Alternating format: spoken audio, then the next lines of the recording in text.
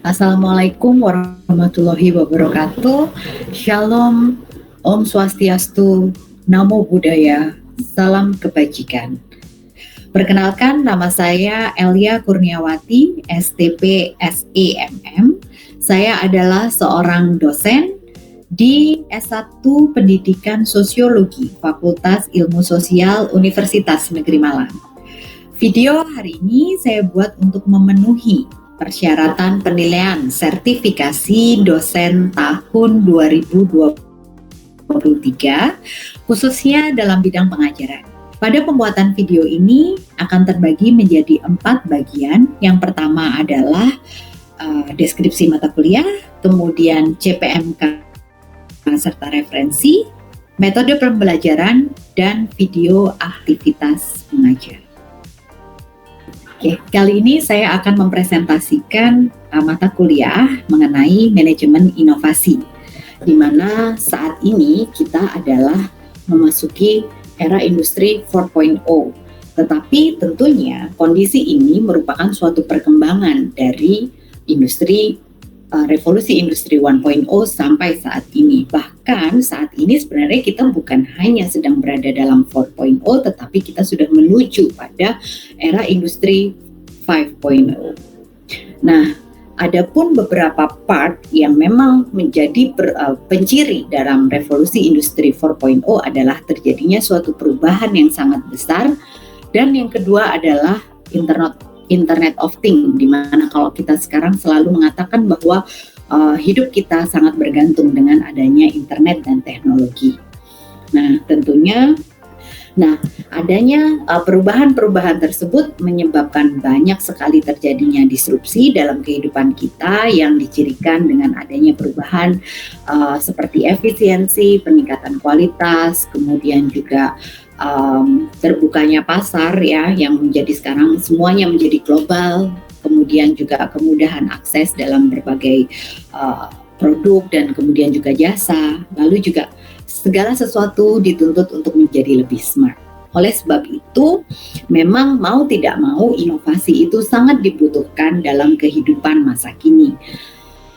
Nah, oleh sebab itu, kenapa memang manajemen inovasi ini sangat dibutuhkan.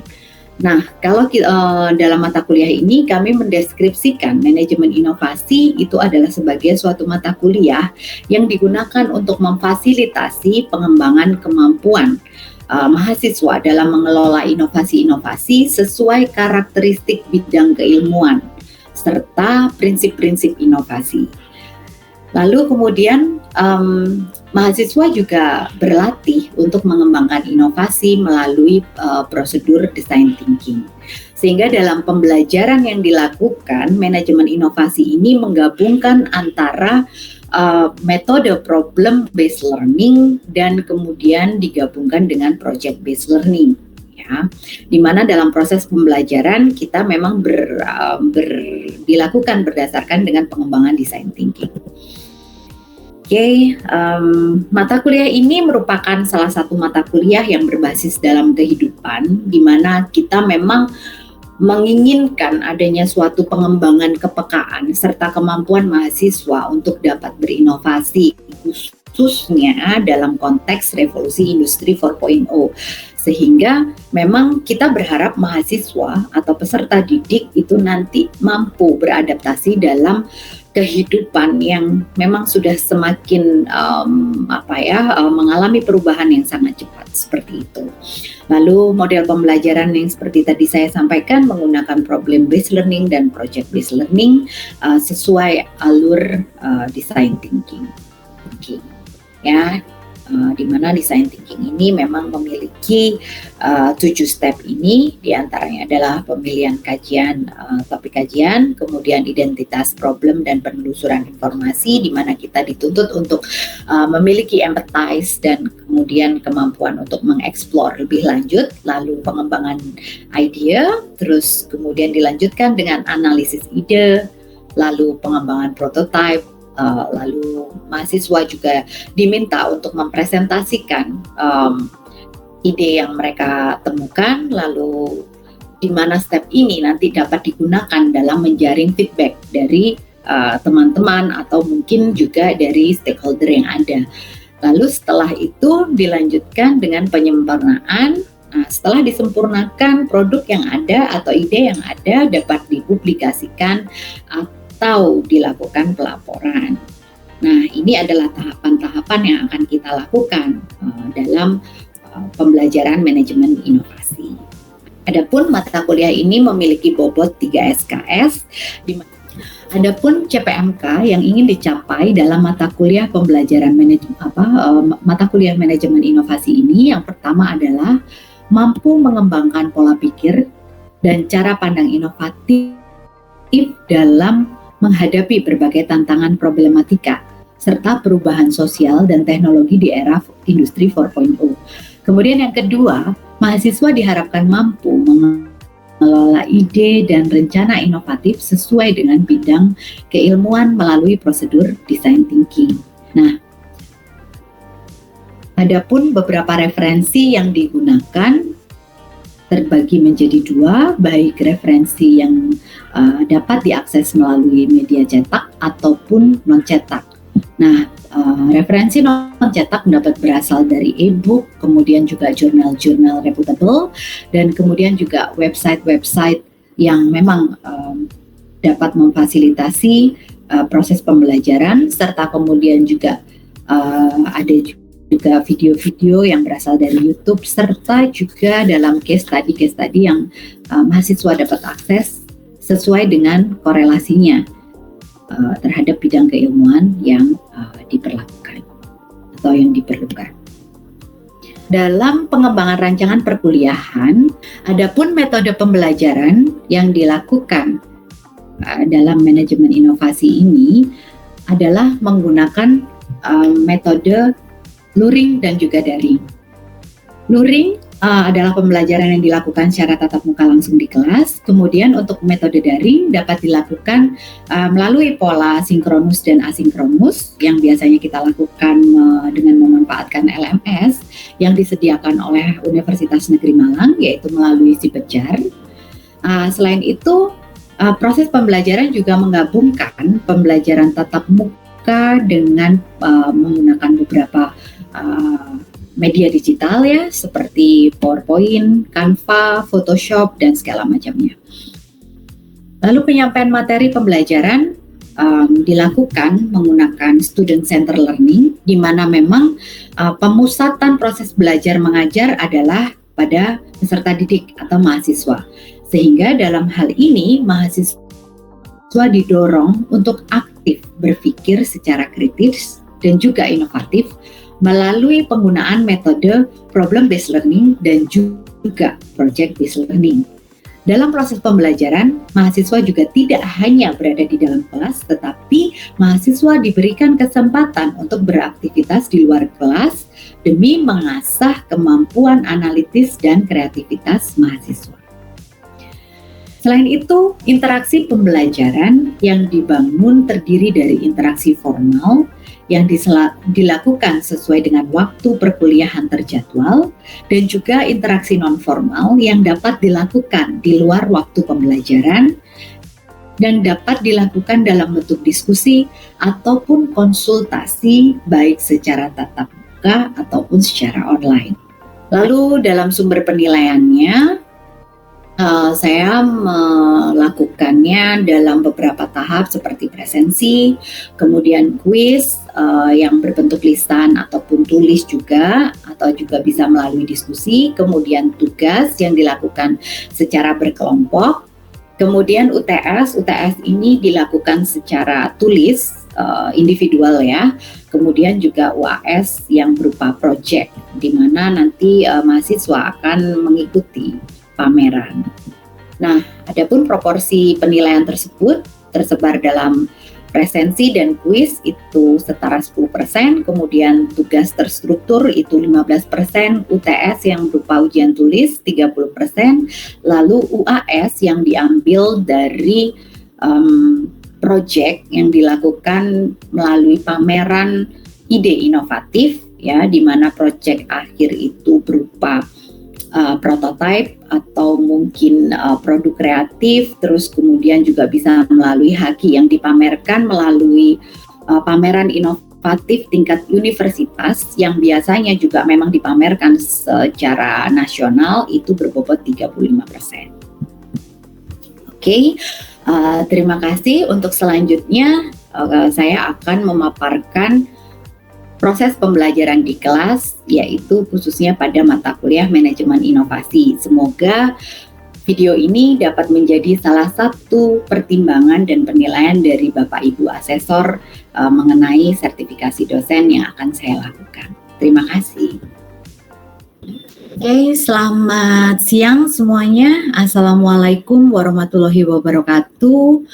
Om Swastiastu, Namo Buddhaya, salam kebajikan. Selamat sore semuanya ya. Hari ini kita bertemu dalam pertemuan kedua mata kuliah manajemen inovasi ya. Judul dan topik pada pertemuan kita hari ini adalah tentang tuntunan berinovasi berdasarkan perspektif bidang keilmuan. Ya.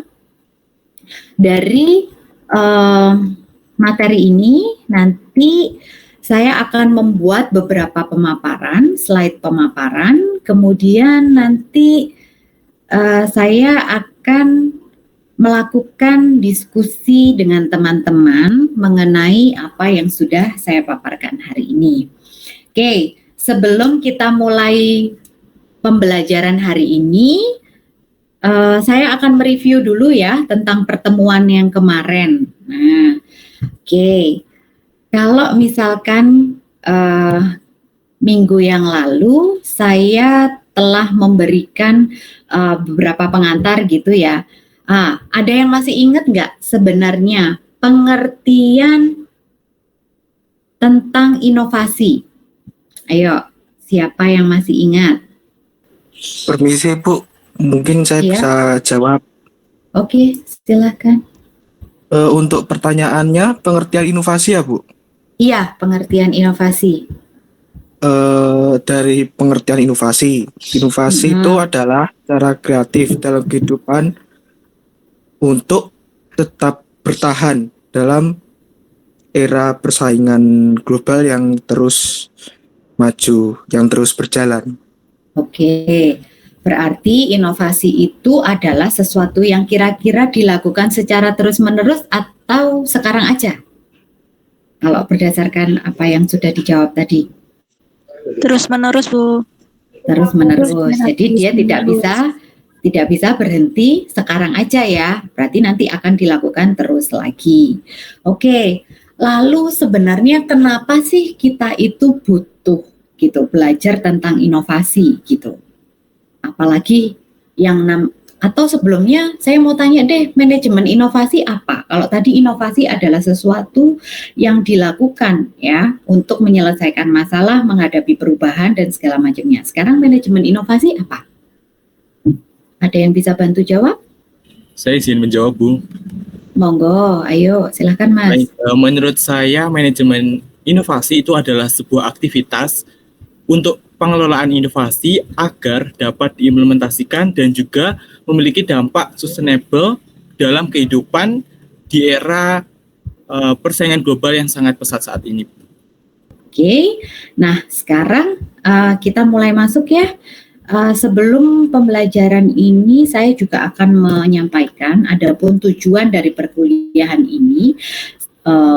Diharapkan nantinya teman-teman mahasiswa ini mampu mengidentifikasi jenis-jenis inovasi yang pernah ada sesuai bidang keilmuan. Nah, sekarang karena saya mengajar di kelas sosiologi berarti sesuai dengan bidang keilmuan sosiologi.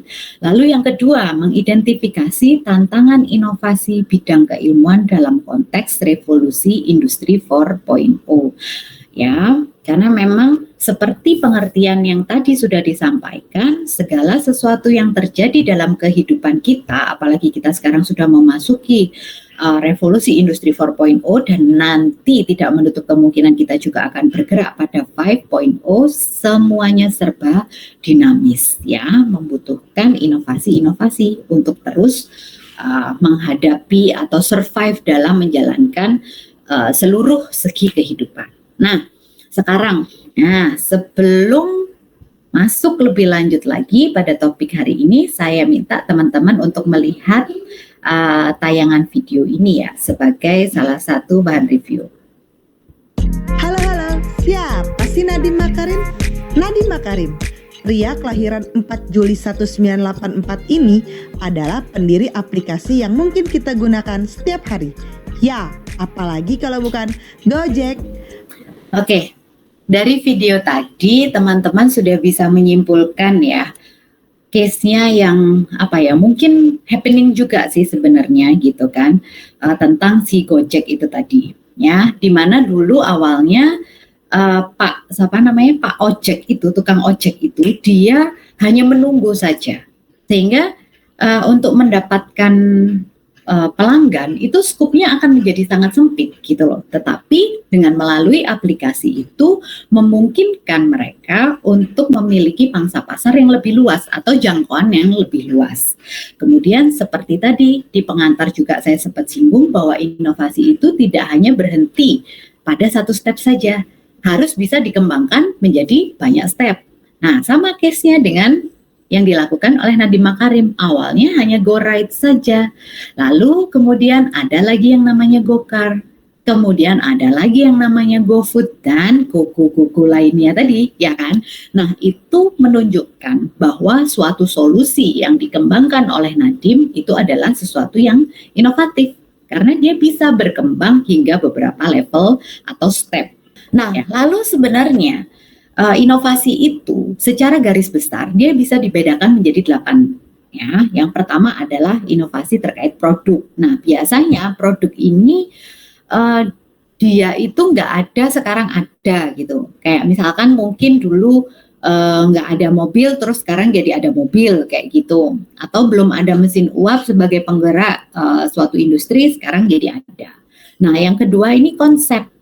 Nah, kalau konsep itu dia merubah cara yang lama menjadi cara yang baru. Contohnya kayak gimana?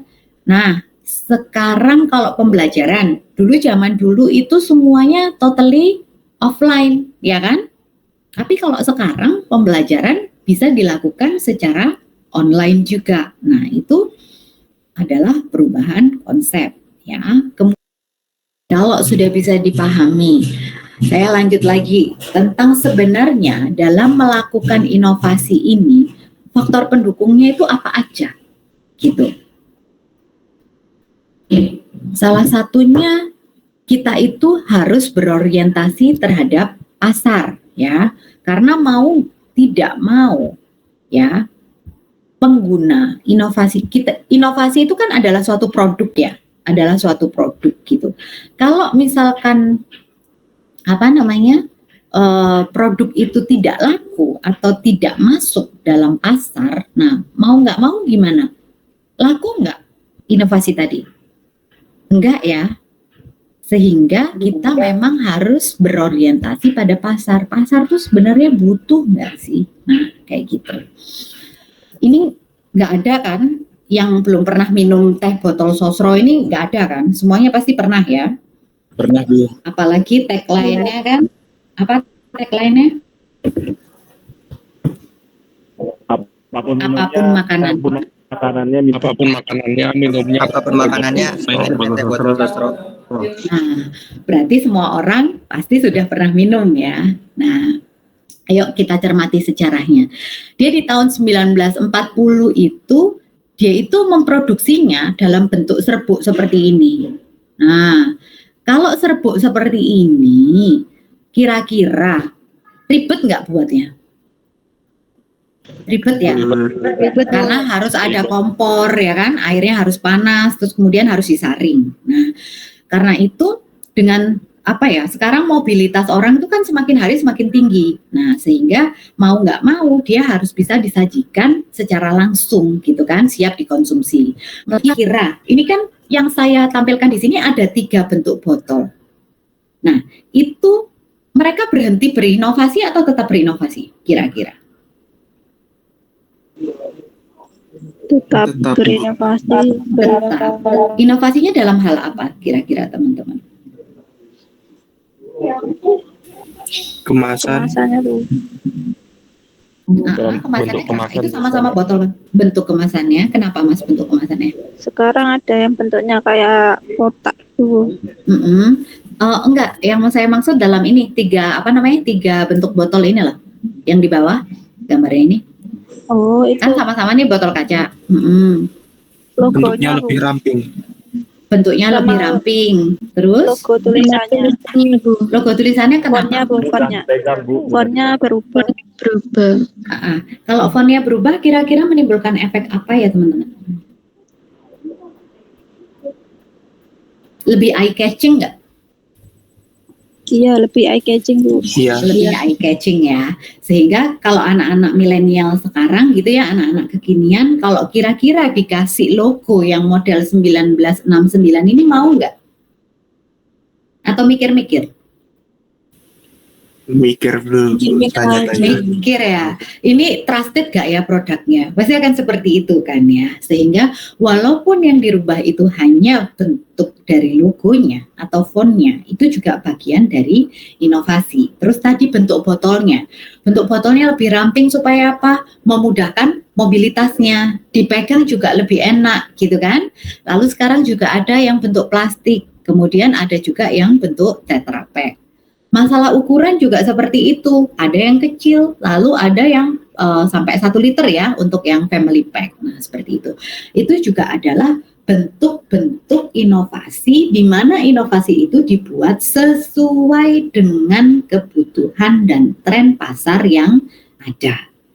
Oke, dari sini bisa dipahami nggak teman-teman? Bagaimana langkah-langkah membuat inovasi seperti itu? Minggu kemarin kita sudah melakukan pembagian kelompok, sehingga sekarang silahkan teman-teman mendiskusikan kelima hal ini secara bersama-sama. Nanti saya kasih waktu 15 menit dari sekarang untuk nanti random ya, saya pilih untuk mempresentasikan temuan yang ada. Oke, bisa dipahami atau ada yang mau ditanyakan dari instruksi dari diskusi kelompok kita hari ini? Kalau nggak ada, silahkan melakukan diskusi nanti 15 menit ya, 15 menit nanti kita akan melakukan presentasi dari hasil kelompok yang sudah teman-teman lakukan. Baik, Assalamualaikum warahmatullahi wabarakatuh. Di sini Waalaikumsalam warahmatullahi wabarakatuh. Di sini kami akan mempresentasikan hasil kerja kelompok kami, yaitu diskusi kelompok manajemen dan inovasi. Yang pertama, perubahan sosial apa saja yang terjadi saat ini yang berkaitan dengan bidang studi Anda dalam konten, prosedur, keilmuan, profesi, dan cara kerja profesi Anda. Pada bidang studi pendidikan sosiologi, profesinya bisa beragam. Bidang studi ini berkaitan dalam hal analisis dan penelitian. Pada era digital seperti sekarang, era digital telah mengubah banyak hal dalam kegiatan menulis. Dulu, publikasi ilmiah adalah tulisan di atas kertas yang dimuat pada media berkala. Makalah dinilai oleh 2 atau 3 orang. Kemudian, bila ada perbaikan akan direvisi, dan setelah itu barulah dokumen itu diterbitkan dengan masuknya era internet dan keterbukaan. Maka aktivitas menulis makalah telah berubah. Makalah yang dulu sekali terbit, maka tidak akan berubah hingga akhir zaman. Namun sekarang ini hal itu telah berubah menjadi dinamis. Materinya dapat diperkaya dengan berbagai informasi, tambahan yang dulu tidak dapat dilakukan. Makalah yang telah tayang secara daring dalam format HTML atau PDF juga tidak statis, tapi dapat diperbarui. Era digital telah memudahkan kita untuk menerbitkan karya tulis ilmiah yang kita buat. Sebagai autor, kita mencari referensi jurnal juga tidaklah sulit karena telah banyak e-jurnal yang mudah diakses. Apa dampak yang mungkin akan terjadi jika masalah tersebut tidak diselesaikan? Yang pertama, penulis akan kesulitan ketika menyelesaikan pekerjaannya. Hal ini dikarenakan penulis dapat terjebak pada saat membuat karya tulis. Membuat karya tulis tentu memerlukan berbagai teori serta pengalaman dari penelitian sebelumnya yang salah satunya dapat ditemukan dalam buku atau jurnal. Permasalahan kedua yaitu kejenuhan yang dialami pemilik masalah. Setiap orang pasti memiliki titik jenuh. Salah satu faktor yang mempengaruhi kejenuhan seseorang adalah tekanan pekerjaan. Sama halnya ketika penulis ketika akan menyelesaikan pekerjaan karya tulisnya. Yang ketiga, tidak efisien waktu dan biaya. Saat sumber atau daya dukung dari sebuah pekerjaan terhambat, maka tentu pekerjaan akan sulit diselesaikan. Hal itu pasti akan memakan lebih banyak waktu dan biaya apabila dibiarkan begitu saja. Permasalahan terakhir yaitu hasil karya tulis tidak bisa maksimal. Tidak maksimal bersifat relatif, akan tetapi dari penjelasan poin yang sebelumnya, tentu jika masalah tersebut dapat diselesaikan, maka hasil yang lebih maksimal akan didapatkan. Solusi terbaik yang kami lakukan adalah membentuk sebuah wadah untuk jurnal-jurnal nasional dan internasional.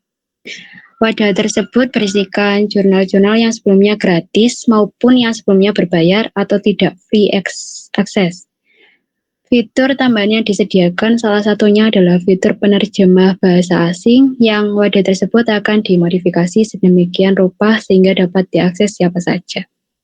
Nah, kalau saya menangkap apa yang dipresentasikan oleh teman-teman, itu sebenarnya juga sebenarnya dengan adanya publikasi yang sudah dilakukan secara digital, itu sebenarnya sudah memudahkan nggak sih teman-teman? Dibandingkan kalau kayak dulu ya, kita kan cari referensi harus kemana? Harus ke perpustakaan, ya kan? Yep. Tapi kalau sekarang kan enggak kan? Nah, sekarang hanya dari rumah, buka laptop atau mungkin buka handphonenya bisa. Tapi ternyata apa yang inovatif itu tadi, langkah inovatif tadi atau teknologi yang sudah dihasilkan masih punya kelemahan enggak? Masih ya, pasti ya. Sehingga harus dicari lagi, lag-nya di mana, kurangnya di mana, gitu kan? Seperti tadi, oh ternyata itu banyak yang dia itu masih tidak open access. Lalu mungkin ada lagi, kendala bahasa gitu ya, yang akhirnya mungkin bisa menghambat kinerja. Sehingga ada kalau kayak Wikipedia itu ya, Wikipedia tapi dia bentuknya adalah website ya, itu bukan bukan jurnal kayak gitu. Dia langsung tersedia dalam beberapa bahasa, pilihan bahasa, tetapi sayangnya untuk jurnal kita masih belum bisa seperti itu. Kerjaan dari diskusi kelompok hari ini silahkan dirapikan lagi ya teman-teman, dilanjutkan dengan penugasan ini. Yang pertama silahkan menemukan brand inovatif ya, atau gerakan sosial yang telah terkenal. Nah, dari situ teman-teman analisis lagi relevansinya dengan bidang keilmuan teman-teman. Kemudian yang ketiga, silahkan teman-teman identifikasi dampaknya, ya kan, seperti tadi, gitu kan. Lalu kelemahannya apa? Nah, kemudian yang terakhir silahkan diidentifikasi inovasi, ya, produk inovasi sejenis, dan kemudian di-compare. Kalau tadi udah menemukan satu, nah sekarang silahkan dilanjutkan dengan komparasi dengan produk-produk setipe. Nah, kemudian hasil dari penugasan itu silahkan dibentuk PowerPoint ya kayak tadi, atau mungkin mind map ya. Nah, akan kita presentasikan pada pertemuan berikutnya. Oke, sampai di sini bisa dipahami ya teman-teman tugasnya? Bisa, Bu. Bisa, Bu. Ya. Bisa, Bu. Baik. Oke, terima kasih. Kalau begitu, saya rasa pembelajaran hari ini kita cukupkan. Nanti jangan lupa tugasnya dikerjakan, lalu dibentuk dalam PowerPoint, dan akan kita presentasikan secara acak ya. Saya besok minggu depan saya nunjuknya random kelompoknya siapa yang akan mempresentasikan hasilnya. Baik, terima kasih atas pertemuan hari ini. Selamat beraktivitas kembali. Selamat siang. Wassalamualaikum warahmatullahi wabarakatuh. Waalaikumsalam. Terima kasih, Bu. Ya, terima kasih ya.